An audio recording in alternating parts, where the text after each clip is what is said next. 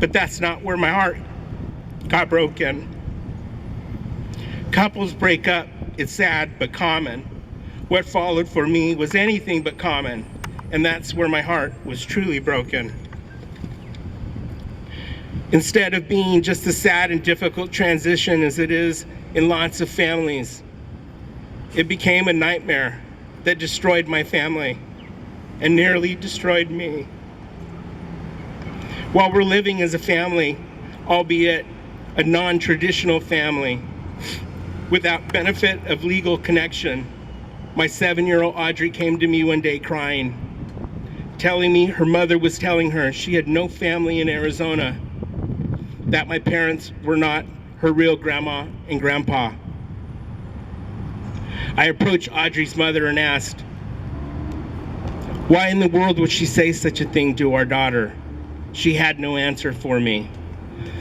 3 months later, on December 12, 2003, Audrie and I trimmed the Christmas tree together while her mother attended her company holiday party.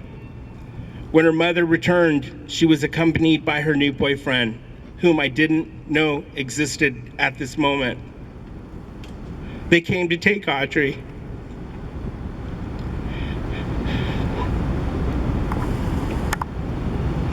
And at that moment, I was utterly powerless. I had no legal claim on the daughter I loved and raised to that moment. My daughter and I never got the opportunity to open the gifts under the tree we decorated together. I did everything I could to see my daughter and have a relationship with her, as many fathers do when they break up with their children's mother. Access was denied. Phone calls were denied. Letters were not allowed and returned. I had no way to reach my daughter or have contact with her. The day after Audrie was taken from me, I contacted an attorney to try to gain access. At this point, I learned that Audrie's mother had never divorced her first husband. This was stunning to me. The 9 years we spent together, I had no idea she was still married. And worse than that, I had no possible way to imagine what that would mean for me and my daughter. I thought I was a pretty successful guy.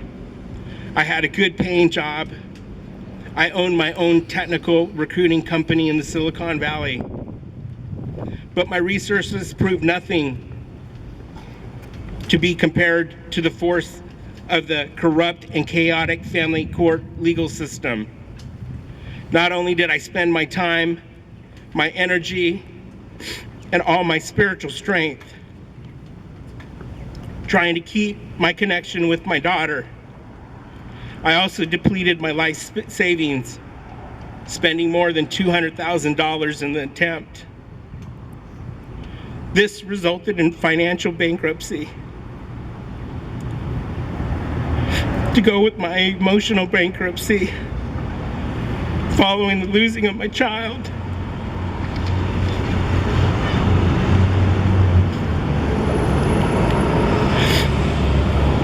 Because Audrie's mother never legally divorced her first husband. Though he was neither the biological father nor the father who raised Audrey to the age of 7, the courts perceived him as a father of record. I had no legal claim to my child. No legal paternity was ever granted, though I was both the biological father and the papa who raised her. Despite my biological fatherhood and the fact that I was her papa in every important way, I filed a paternity lawsuit and fought for joint custody of Audrey. To my horror, I found out that in the state of California, an unmarried parent would have to sue the other parent within 2 years of the child's birth and order blood tests in order to be considered the child's presumed father. Biological parent is non-conclusive and has no standing in the state of California. I never knew to file this. I never knew this law existed. And when Audrey was 2, we were living as a family, and I had no need to think of this. My ignorance of the law cost me everything. For a time, I lost everything. I lost my daughter, my life savings, my thanks, my trust in the family court justice system, my faith in God, and even my reason for living.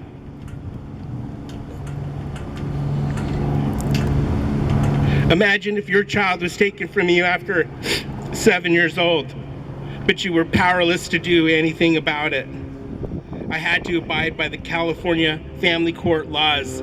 I naively trusted the family court judicial system to be fair and act as they always say they do, in the best interest of the child.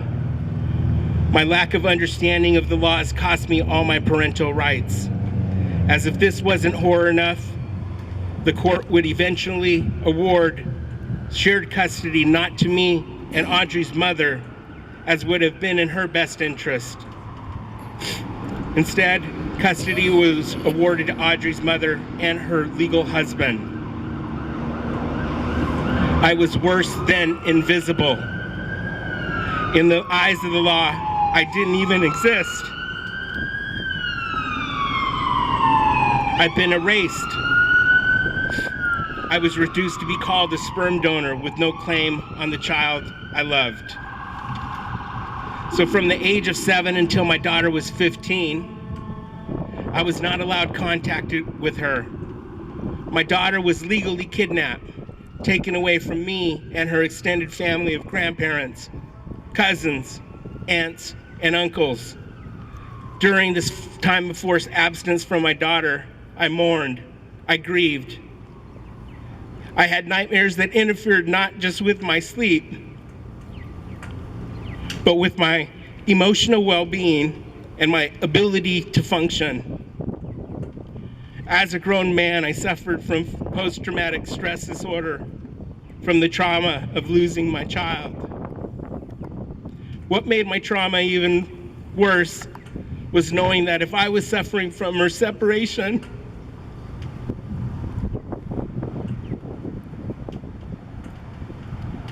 Audrie was suffering worse than I was. And she was not a grown-up. She was just a little girl who couldn't have understood what was happening to her. I had no choice, and my family had no choice but to surrender and accept that Audrie would not be in our lives. But I have a single glimmer of hope. I hope that all the love she shared with Audrie would be seeds that would continue to grow despite our absence from one another. I had hoped that when she turned 18, she would remember her papa and want a relationship with me and my family. This hope sustained me. Unfortunately, that day will never come. That day will never happen. On September 12th, 2012, I suffered every parent's worst nightmare when I learned that Audrie had died. Worse yet, she had taken her own life.